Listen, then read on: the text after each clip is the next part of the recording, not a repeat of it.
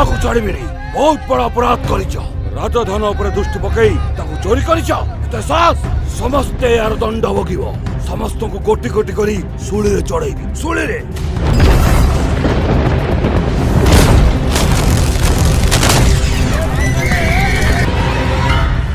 ये तो राजा को भूत हेले आम मानक ऊपर एते क्रोध काई करछथि।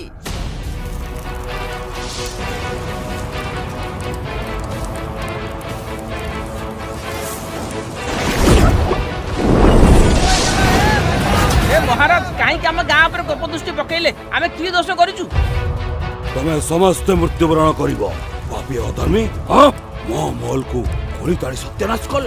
मो राजकोष को लुंठन कल। वर्ष वर्ष धरी मो संपत्ति को जगी रही। दिवालकर मो शक्ति नथिली सेतिबाई जीवन नहीं पड़े आसिल। मो महल रे हथियार लगेला। तुम गाँ जाली पड़ी छारकार करी समस्त को जीवंत दग्ध कर